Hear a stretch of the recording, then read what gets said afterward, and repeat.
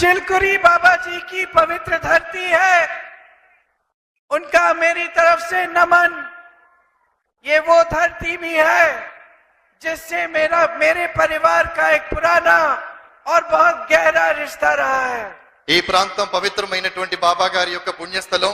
ఈ ప్రాంతంతో నాకు అత్యంత అవినాభావ సంబంధం ఉంది. ఈ ప్రాంతం అంటే నాకు ఒక ప్రత్యేకమైనటువంటి శ్రద్ధ, ప్రేమ కూడా ఉంది. आपने इंदिरा गांधी जी को सम्मान दिया, अपनी श्रद्धा दी, अपना प्यार दिया। మీరంతా కూడా శ్రీమతి ఇందిరాగాంధీ గారికి మీ ప్రేమను పంచారు, ప్రభుత్వాన్ని ఇచ్చారు. వారి పట్ల మీ అందరూ కూడా ఎంతో ఆప్యాయతను, అనురాగాన్ని కూడా కనబరిచారు. और उन्होंने अपने पूरे दिल से आपका सम्मान किया और आपका प्यार लौटाया। మీరందరూ ఏ రకంగానైతే తనకు ప్రేమను పంచారు, అదే రకంగా శ్రీమతి ఇందిరాగాంధీ గారు కూడా మనస్ఫూర్తిగా మీ అందరినీ ప్రేమించారు. మీ అందరికీ తన ప్రేమను, అభిమానాన్ని కూడా పంచారు. मेरी माता जी श्रीमती सोनिया गांधी को आप सोनियम्मा बोलते हैं। आपने उनको अपनी मां बनाया, मेरी मां है। इस सम्मान के लिए मैं आपकी आभारी हूं और इस सम्मान से मेरा और आपका रिश्ता भी बनता है कि हम भाई बहन हैं। మీరు నా తల్లి అయినటువంటి సోనియా గాంధీ గారిని మీరు కూడా సోనియమ్మ అని ప్రేమగా పిలిచి తల్లి పాత్రకునిచ్చారు. కాబట్టి ఈ పాత్ర ద్వారా మీరు నేను కూడా ఒక అనుబంధంలో, ఒక బంధంలో, ఒక సంబంధంలో ఇరుక్కుంటాం. ఆ సంబంధమే సోదర సోదరీమణుల యొక్క సంబంధం. हमारी जो कांग्रेस की प्रदेश सरकार है वो आपके लिए आज दिन रात काम कर रही है। कुछ समय पहले जब यहाँ के चुनाव थे, हम सब आपके बीच आए और हम सब ने आपको कहा कि एक ऐसी सरकार बनाओ, एक ऐसी सरकार चुनो जो आपके लिए समर्पित रहे, जो आपकी सेवा करे, जिसकी नीतियां आपके लिए बने। ఇక్కడ ఎన్నికలు శాసనసభకు జరిగినప్పుడు మేము మీ మధ్యలో వచ్చి అడిగాం, ప్రభుత్వాన్ని స్థాపించడంలో మాతో సహకరించండి, ఒక ప్రజా ప్రభుత్వాన్ని స్థాపించడంలో మాకు పూర్ణ అధికారాన్ని ఇవ్వండి, మద్దతునివ్వండి అన్నాం. తద్వారా మీరందరూ కూడా మాకు మద్దతునిచ్చారు. ఒక ప్రజా ప్రభుత్వం ఏర్పాటు అయ్యేందుకు మార్గాన్ని సుగమం చేశారు. ఒక ప్రజా ప్రభుత్వాన్ని ఇక్కడ ఏర్పాటు చేశారు. आपने उस चुनाव में रेवंत जी और हमारी कांग्रेस के प्रत्याशियों को जिताकर अपने प्रदेश में एक ऐसी सरकार की शुरुआत की जो सच्ची राजनीति, सेवा की राजनीति करके आपको दिखाती है। మీరు రేవంత్ రెడ్డి గారి నేతృత్వంలో ఏర్పడినటువంటి ప్రభుత్వాన్ని ఎన్నుకుని నిజమైనటువంటి రాజనీతిని చేసే ఒక ప్రభుత్వాన్ని ఎన్నుకున్నారు. ప్రజాసేవకు పునరంకితం అయ్యేటటువంటి ప్రభుత్వాన్ని మీరు ఎన్నుకోవటం జరిగింది. कांग्रेस पार्टी की राजनीति की नींव महात्मा गांधी ने डाली। जब उन्होंने हमारी आजादी का आंदोलन कराया, उस समय हमारे असूल उन्होंने हमें सिखाए। కాంగ్రెస్ పార్టీ యొక్క ఏదైతే ఉందో మహాత్మా గాంధీ గారు వేయటం జరిగింది. మహాత్మా గాంధీ గారి ద్వారా వేయబడ్డటువంటి ఆ పునాది రాయి ఒక ఉన్నతమైన జీవన విధానం, ఒక ఉన్నతమైన ఆదర్శవంతమైనటువంటి ప్రభుత్వ విధానం ఎలా ఉండాలో వారు నేర్పించడం జరిగింది. वो असूल थे जिसने हमारे देश को आजाद किया, वो असूल थे जिसने हमारे संविधान को बनाया, हमारे लोकतंत्र की नींव डाली। వారే ఈ ప్రభుత్వం స్వాతంత్రం సాధించడం కోసం వారు పరిపూర్ణమైనటువంటి ఒక మార్గదర్శకాన్ని, ఒక నివేదికను తయారు చేశారు. తద్వారా ఈ దేశానికి స్వాతంత్రాన్ని సముపార్జించడం కోసం ఒక ప్రణాళికాబద్ధంగా పోరాటం చేశారు. और कांग्रेस का सबसे जो गहरा असूल है ये है कि जनता लोकतंत्र में सर्वोपरि होती है, जनता की हमेशा सुनवाई होनी चाहिए। ఈ కాంగ్రెస్ ప్రభుత్వం యొక్క ఒకే ఒక లక్ష్యం ఏమిటంటే అది ప్రజల కోసం పనిచేస్తోంది. ప్రజలు తమ సమస్యలు ఏమి చెప్పినా, ఎప్పుడు చెప్పినా వినడానికి సిద్ధంగా ఉంటుంది. यहाँ बैठे एक एक नेता को ये मालूम है कि उनकी जवाबदेही आपके प्रति है। ఇక్కడ కూర్చున్నటువంటి ప్రతి నేత, గెలిచినటువంటి ప్రతి నేత మీకు సమాధానం చెప్పాల్సి ఉంటుంది అనేటటువంటి ఒక భయంతో ఉంటారన్న సంగతి మీ అందరికీ తెలుసు. यहाँ बैठा एक एक नेता जानता है कि सत्ता आपने दी है, शक्ति आपने दी है, सम्मान आपने दिया है और उस सम्मान और उस शक्ति का आदर होना चाहिए। మీరు ఈ ప్రభుత్వానికి కావాల్సినటువంటి శక్తిని ఇచ్చారు, ఒక శక్తివంతమైనటువంటి ప్రభుత్వాన్ని ఇచ్చారు. ఈ ప్రభుత్వం యొక్క శక్తి యుక్తులు ఏవైతే ఉన్నాయో అవన్నీ మీ సేవకు పనికి రావాలి, అవన్నీ మీకు ఉపకరించాలి. इसीलिए जो गारंटी आपको दी थी हमारी प्रदेश सरकार ने, उसको पूरा करने का काम सरकार बनते ही शुरू हो गया। స్నేహితులారా, ఏ రాజ్యాంగాన్ని అయితే పరిపూర్ణంగా తీసేయాలనేటటువంటి ప్రయత్నం జరుగుతుందో ఆ ప్రయత్నాలకి గండి కొట్టడం అనేటటువంటిది ఇక్కడి నుండే ప్రారంభం కావాలి. और इनसे वो सुविधाएं मिली आपको जो बाकी देश में नहीं मिल रही हैं। जहां जहां भाजपा की सरकार है वहां लोग तड़प रहे हैं, तरस रहे हैं। ఎక్కడైతే భారతీయ జనతా పార్టీ ప్రభుత్వాలు దేశంలోని వివిధ రాష్ట్రాల్లో ఉన్నాయో అక్కడ ప్రజలు సౌకర్యాలు లేక పథకాలు లేక అల్లాడుతున్నారు అనేటటువంటి విషయాన్ని మీరు గుర్తుపెట్టుకోవాలి. यहाँ सिलेंडर 500 रुपए का है, बाकी प्रदेशों में कल मैं उत्तर प्रदेश से आई, 1200 रुपए का सिलेंडर है उत्तर प्रदेश में। ఇక్కడ తెలంగాణ రాష్ట్రంలో 500 రూపాయలకు ఇంట్లో సిలిండరు దొరుకుతుంది. నేను నిన్న ఉత్తరప్రదేశ్ రాష్ట్రాన్ని పర్యటించినప్పుడు అక్కడ 1200 రూపాయలకు సిలిండరు అమ్ముతున్న సంగతి తెలుసుకున్నాను. महंगाई का सामना करने के लिए जनता के लिए कोई सहायता नहीं है, कोई समर्थन नहीं है। ప్రజలకి రకమైనటువంటి సహకారం కానీ ఏ రకమైనటువంటి సహాయం కానీ భారతీయ జనతా పార్టీ ప్రభుత్వాలు ఇవ్వడం లేదు. बीजेपी की केंद्र सरकार में 10 सालों में सिर्फ और सिर्फ बड़े बड़े खरबपतियों के लिए सारी नीतियां बनाई हैं। 10 సంవత్సరాల పాలనా కాలంలో భారతీయ జనతా పార్టీ కేవలం గొప్ప గొప్ప వాళ్ళు ధనవంతుల కోసం మాత్రమే పనిచేసింది, వాళ్ళ ప్రయోజనాలు నెరవేర్చడం కోసం మాత్రమే పనిచేసింది.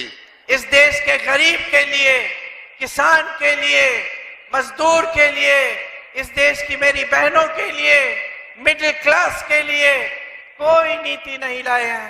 స్నేహితులారా, పేదల కోసం, వెనకబడ్డటువంటి వాళ్ళ కోసం, నిరుపేదల కోసం, ముఖ్యంగా సోదరిమణుల కోసం, మహిళల కోసం, కార్మికుల కోసం, కర్షకుల కోసం ఆ ప్రభుత్వాలు ఎప్పుడూ ఏమీ ఎక్కడా చెయ్యలేదు. आप पे टैक्स बार बार बढ़ाते रहते हैं, बड़े खरबपतियों की टैक्स उतनी की उतनी रहती है। మన ట్యాక్సులు నిరంతరం పెరుగుతూ ఉంటాయి, పెరుగుతూ ఉంటాయి, పెరుగుతూ ఉంటాయి. కానీ కోటీశ్వరులు, ధనవంతులు ఎవరైతే ఉంటారో వాళ్ళ ట్యాక్సులు అక్కడే పరిమితం అయిపోతాయి, అక్కడే ఆగిపోతాయి. बड़े बड़े खरबपतियों को 16 लाख करोड़ रुपए देके कर्ज माफ करते हैं।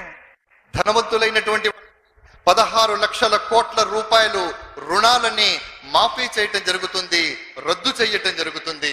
देश का किसान 1 लाख रुपए के लिए 50,000 रुपए के लिए आत्महत्या करता है क्योंकि कर्ज नहीं चुका पा रहा है, लेकिन सरकार से कोई भी समर्थन नहीं मिलता।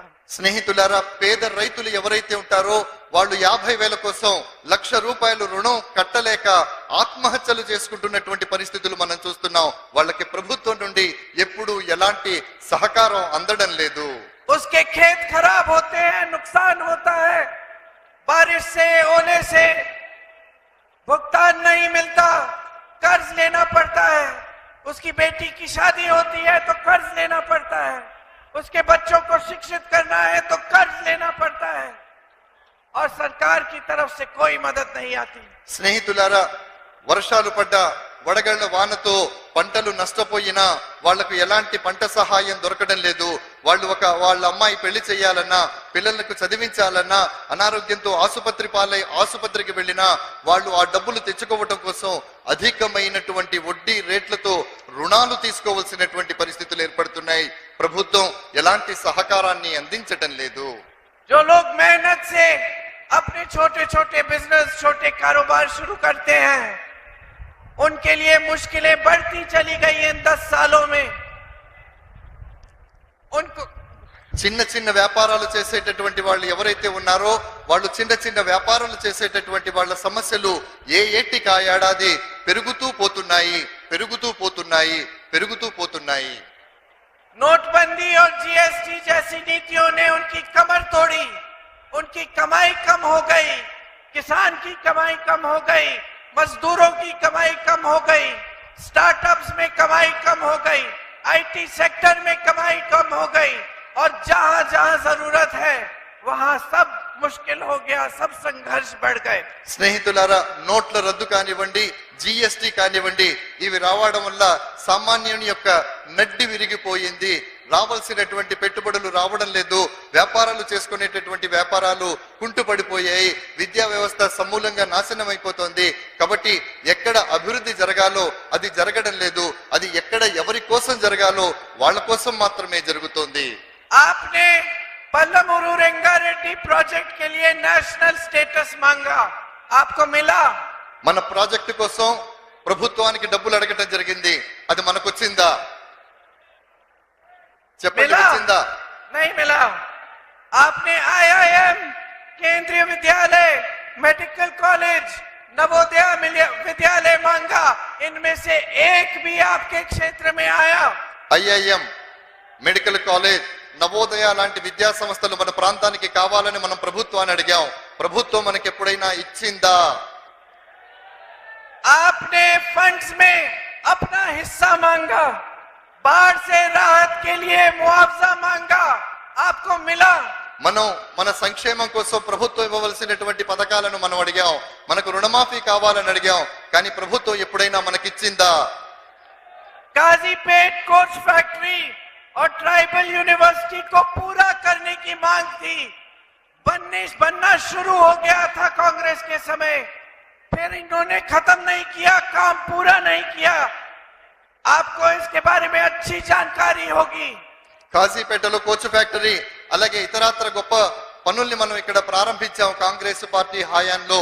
ఆ పనులు అప్పుడు ప్రారంభమయ్యాయి, కానీ ఆ పనులన్నీ కూడా భారతీయ జనతా పార్టీ ప్రభుత్వం వచ్చిన తర్వాత ఎక్కడ పనులు అక్కడ పూర్తిగా ఆగిపోయాయి. आज देश में सबसे ज्यादा बेरोजगारी है, 45 सालों में 70 करोड़ लोग बेरोजगार हैं, 30 लाख सरकारी पद खाली है केंद्र में। ఈ రోజు దేశంలో 70 కోట్ల మంది నిరుద్యోగులు మనకు కనబడుతున్నారు. అయితే కేంద్రంలో 30 లక్షల ప్రభుత్వ ఉద్యోగాలు ఖాళీగా నిర్వీర్యంగా అక్కడ ఉన్నాయి. पिछले 3 सालों में देश की जनता की बचत 9 लाख करोड़ रुपए कम हो गई। 9 లక్షల రూపాయలకు పైగా ప్రజల యొక్క రుణాలు పెరిగిపోయాయి. बड़े बड़े खरबपतियों की टैक्स कम हुई और इनकम टैक्स बढ़ गई। పెద్ద పెద్ద కోటీశ్వరులు, ధనవంతులు ఎవరైతే ఉన్నారో వాళ్ళ యొక్క ట్యాక్సులు పూర్తిగా తొలగించబడ్డాయి లేదా తగ్గించబడ్డాయి. కానీ ఎవరైతే పేదవాళ్ళు ఉన్నారో వాళ్ళ ట్యాక్సులు, పన్నులు నిరంతరం పెరుగుతూ ఉన్నాయి. इस देश के एयरपोर्ट, इस देश के बंदरगाह, इस देश का कोयला, इस देश की बिजली, बड़ी बड़ी सरकारी कंपनियों की सब्सिडी, सड़कों के ठेके, सब इन बड़े बड़े खरबपतियों को दे दिए गए। స్నేహితులారా, ఈ దేశంలో ఉన్నటువంటి విమానాశ్రయాలు, నౌకాశ్రయాలు, బొగ్గు గనులు, విద్యుత్తు, ఇవన్నీ కూడా పెద్ద పెద్ద కంపెనీలకు ఇవ్వటం జరుగుతోంది. పేదవాడికి ఉండేటటువంటి రావాల్సినటువంటి అన్ని ప్రయోజనాలు కూడా దీని ద్వారా తరలిపోతున్న సంగతి మనమందరం గుర్తుంచుకోవాలి. इनका टैक्स कम होता है, इनको 16 लाख करोड़ रुपए के कर्ज माफ होते हैं और आप ए टैक्स भरते हो। వీళ్ళకి 16 లక్షల కోట్ల రూపాయలు, అంటే ధనవంతుల యొక్క 16 లక్షల కోట్ల రూపాయలు రుణాలు పూర్తిగా తీసివేయబడతాయి. अडानी अंबानी टैक्स आप भरते हो। అదానీ అంబానీ యొక్క పన్నులు, ట్యాక్స్ ఏదైతే ఉందో అది మీరు చెల్లిస్తూ ఉన్నారు. आपकी सारी संपत्ति 2-3 बड़े बड़े खरबपतियों को दी जा रही है आपके आंखों के सामने। మన యొక్క పూర్తి సంపద ఏదైతే ఉందో దేశంలో ఉన్నటువంటి కేవలం 2 లేదా 3 కోటీశ్వరులు, ధనవంతులైనటువంటి వాళ్ళ జాబితాలోకి వెళ్ళిపోతోంది.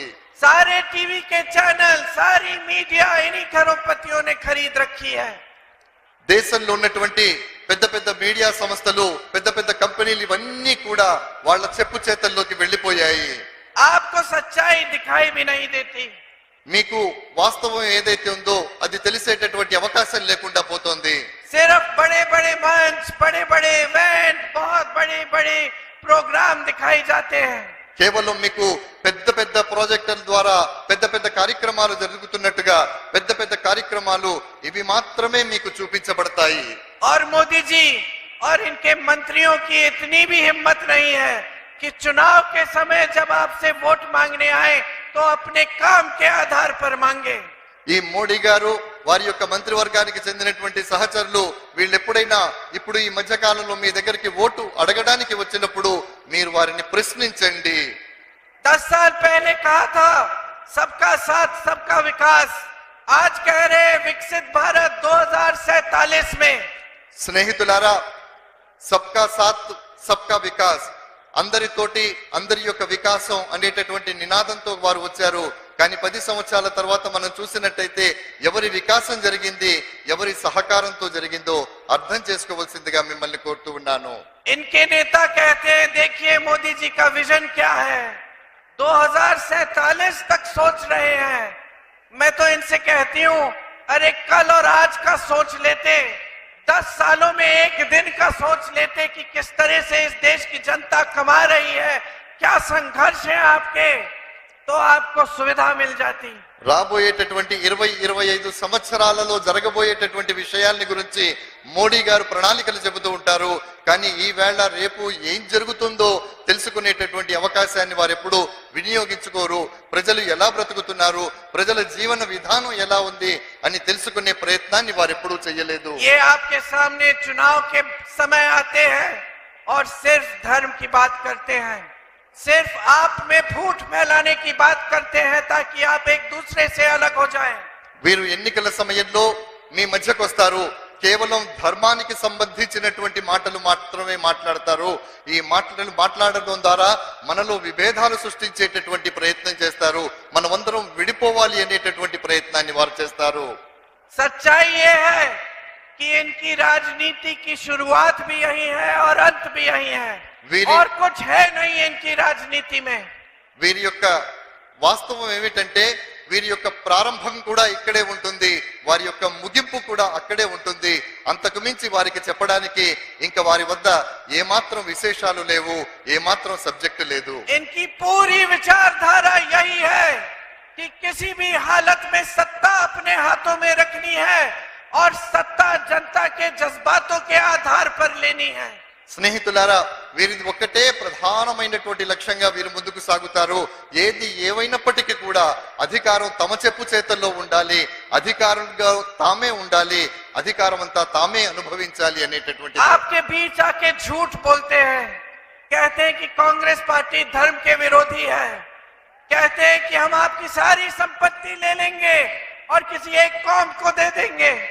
స్నేహితులారా, వారు మీడియా సమక్షంలో వచ్చి మీడియా ముందుకొచ్చి చెబుతూ ఉంటారు.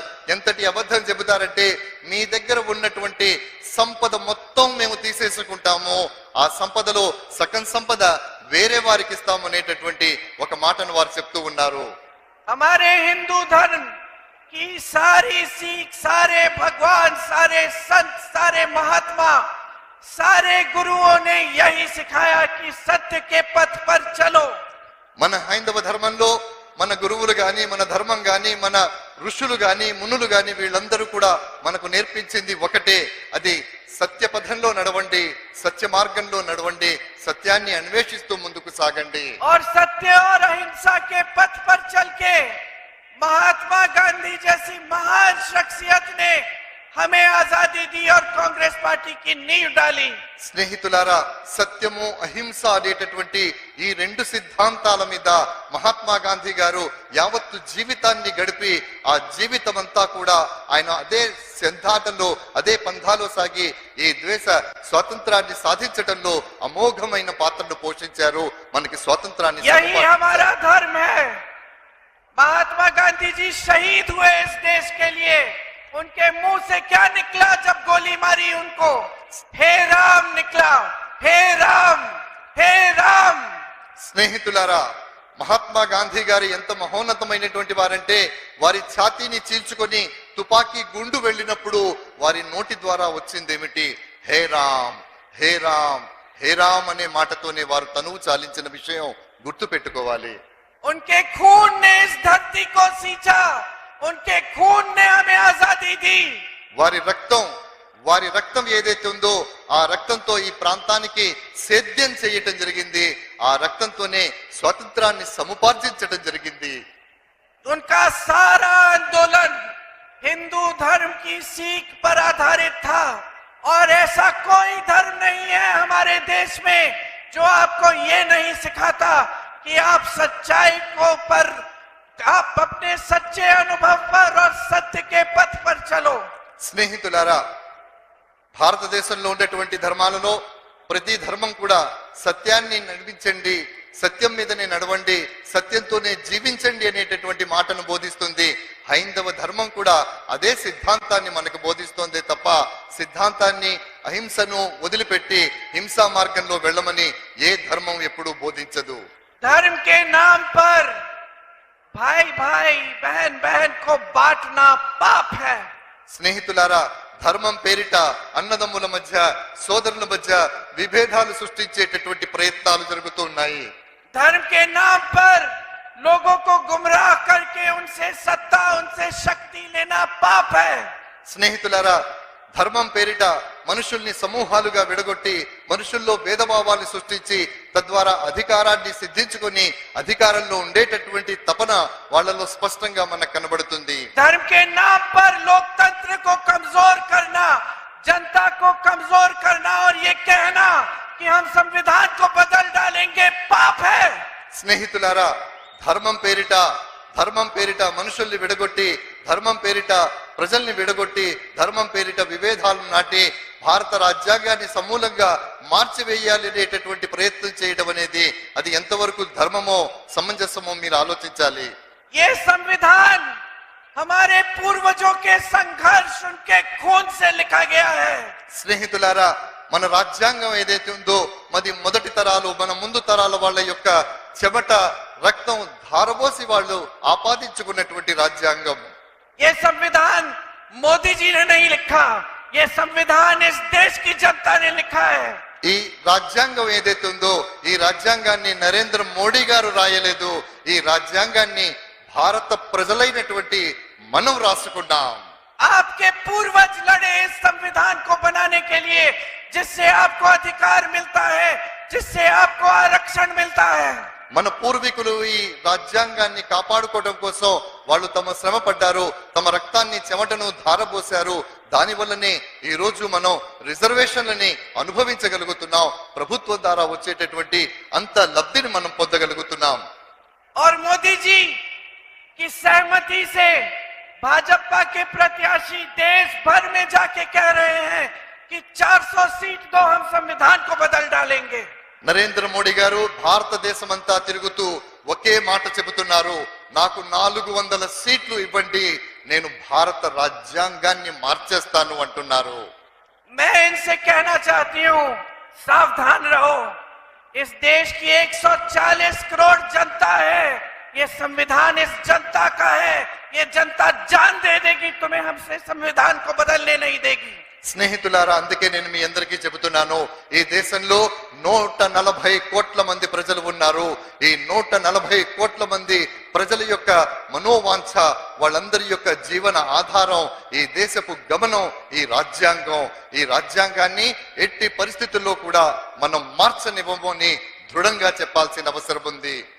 बहुत खेल लिया है हमारे जज्बातों के साथ, बहुत गुमराह कर लिया है जनता को, बहुत झूठ बोले हैं और बहुत हो गया है अब। స్నేహితులారా, ఇప్పటి వరకు ఎంత చేయాలో అంత చేశారు. ఇంతవరకు ఎన్ని అబద్ధాలు చెప్పాలో అన్ని అబద్ధాలు చెప్పారు. ఇంతవరకు ప్రజల్లో ఎలాంటి స్పర్ధలు నెలకొల్పాలో అన్ని స్పర్ధల్ని కూడా వారు నెలకొల్పటం జరిగింది. जनता अब बर्दाश्त नहीं करेगी। ప్రజలు మీతో ఇక సహకరించే అవకాశం ఎంత మాత్రమూ లేదు. मंच पे आते हो चुनाव के समय मोदी जी आएंगे, अमित शाह जी आएंगे, इनके तमाम नेता आएंगे, मुख्यमंत्री आएंगे, मंत्री आएंगे, तो मैं आपसे कहती हूँ मेरे भाई और बहनों, उनसे पूछो क्या किया है हमारे लिए 10 सालों में।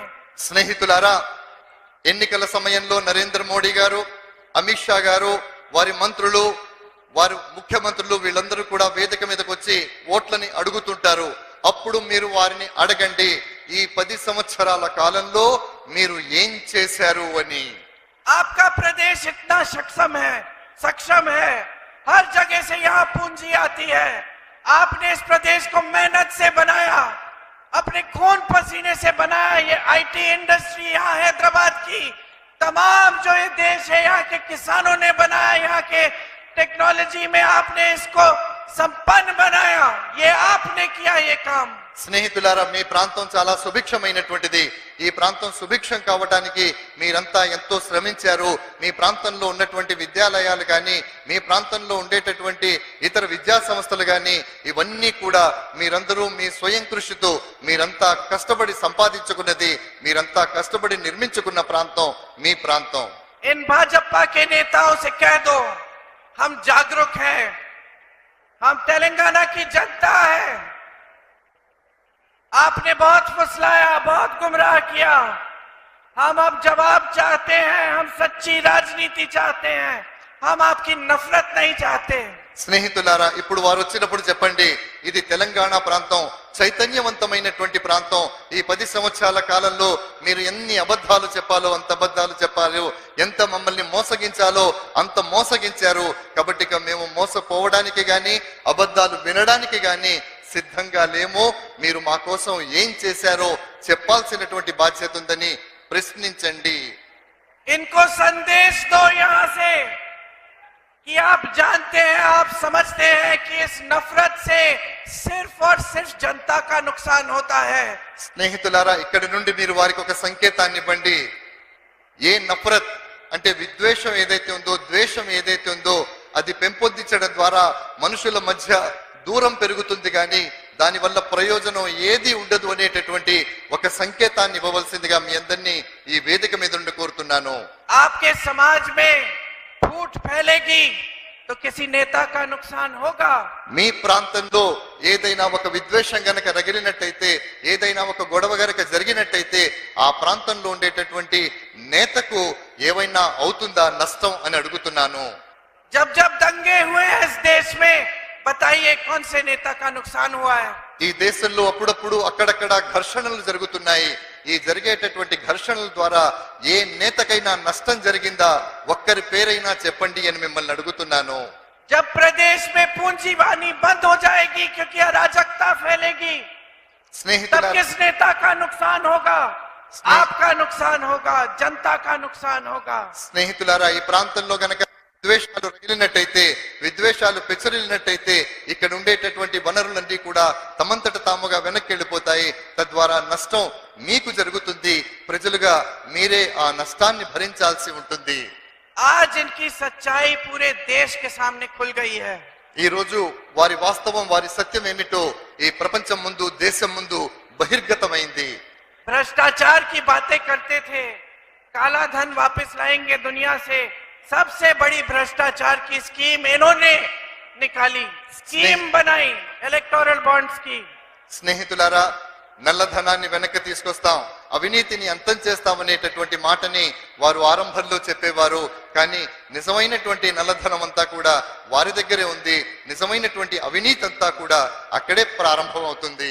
विकास की बात की, सिर्फ बड़े खरबपतियों का विकास हुआ।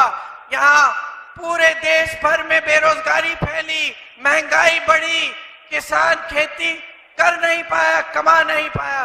స్నేహితులారా, వికాస్ అంటే ఉన్నతి మాటను ఎప్పుడు చెబుతూ ఉంటారు. కానీ ఉన్నతి జరిగింది ఈ దేశంలో కాదు, కొంతమంది కోటీశ్వర్లు అయినటువంటి వాళ్లకు మాత్రమే ఆ వికాసం జరిగింది. దేశంలో నిరుద్యోగం పెరిగింది, ఆకలి పెరిగింది. ఇవి మాత్రమే ఈ దేశంలో పెరిగాయి తప్ప ఎలాంటి వికాసం జరగలేదు. महिलाओं की सुरक्षा की बात की, और जहां जहां महिलाओं पर अत्याचार हुआ, इन्होंने अत्याचारियों की तरह के पक्ष में बात की, उनकी रक्षा की और महिला को मदद नहीं किया। స్నేహితులారా, అత్యాచారాలను నిరోధించేటటువంటి విషయం వారు గొప్పగా మాట్లాడారు. కానీ భారతదేశంలో జరిగినటువంటి మహిళల మీద అత్యాచారాలను చూసినప్పుడు అత్యాచార బాధితుల పక్షాన నిలబడవలసినటువంటి వారు ఎవరైతే అత్యాచారం చేశారో వాళ్ళ పక్షాన నిలబడి, వాళ్ళ మద్దతుగా నిలబడి బాధితుల్ని ఎప్పుడు ఎక్కడ ఓదార్చలేదు, వాళ్ళకి సహకారాన్ని కూడా అందించలేదన్న విషయాన్ని. प्रधानमंत्री का पद इस देश में सबसे बड़ा पद है।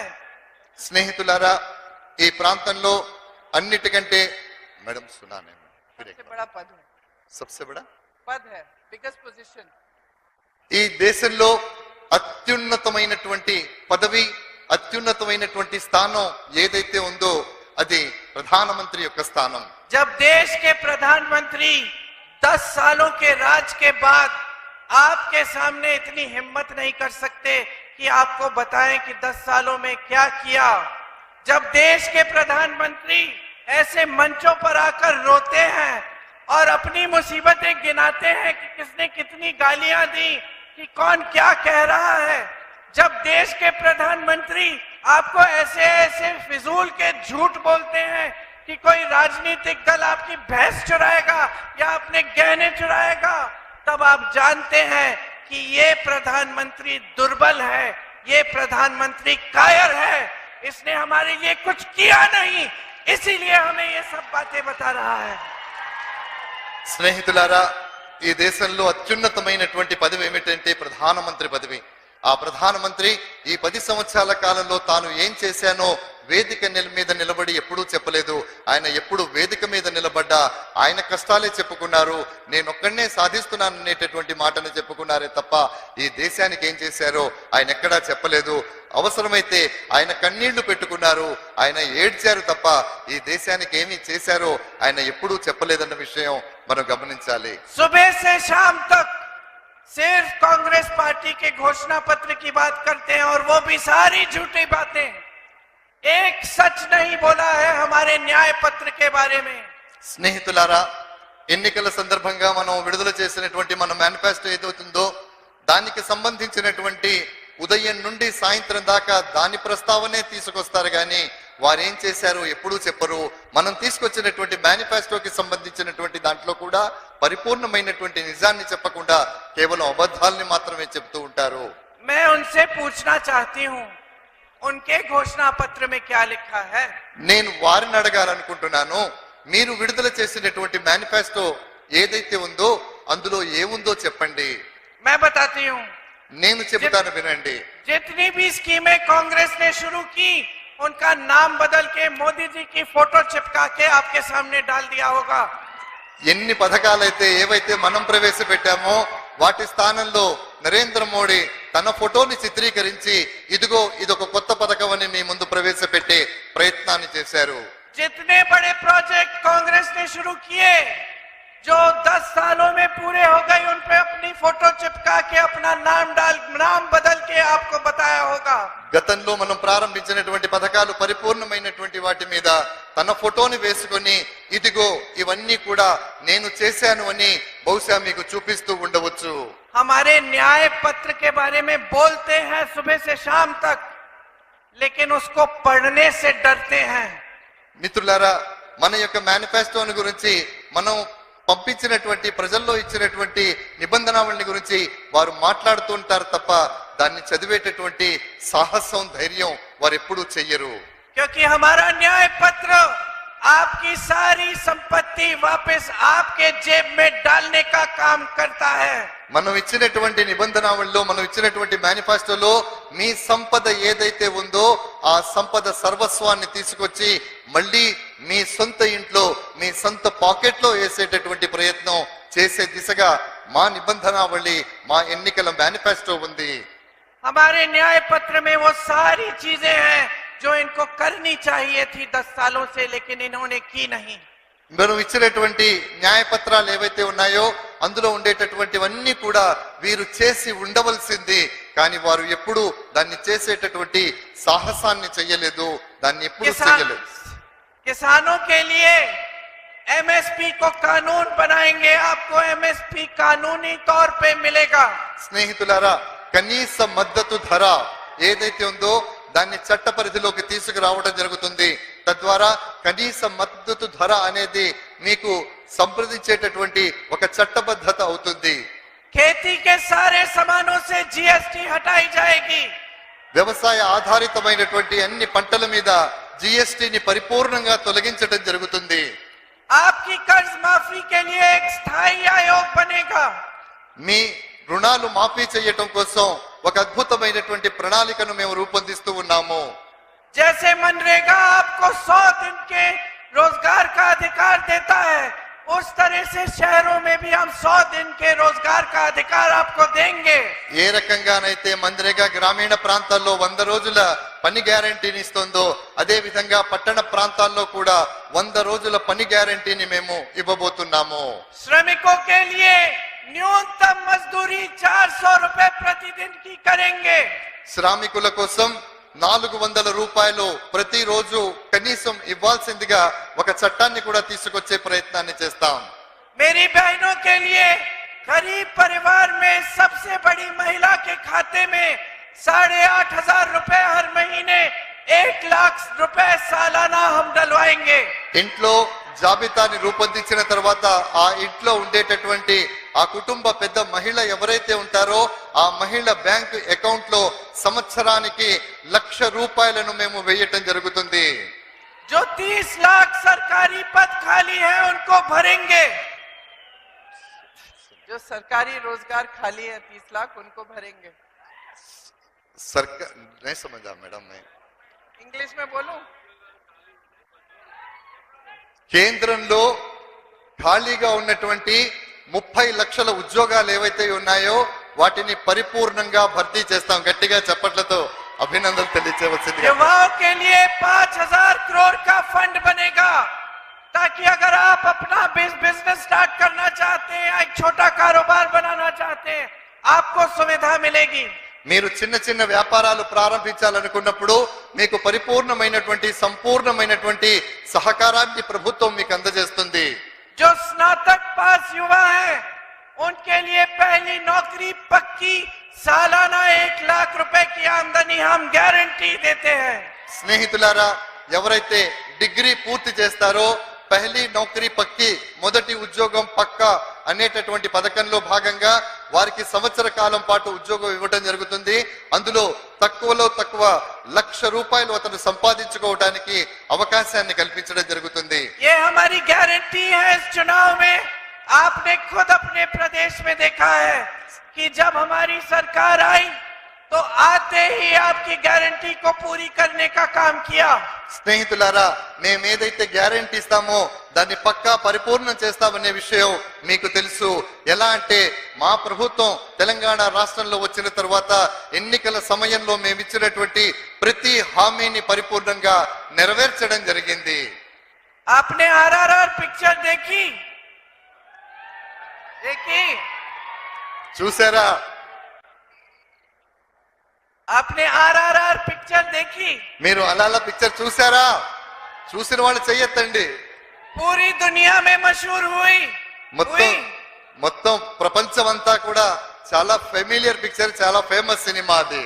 तो मोदी जी और उनके मंत्रियों को नाटू नाटू करने दो. మోడీ గారిని వారి మంత్రులందరినీ కూడా ఆ సినిమాలో లానే చేసుకున్నారు. आपके पास रेवंत रेड्डी जी है RR और राहुल है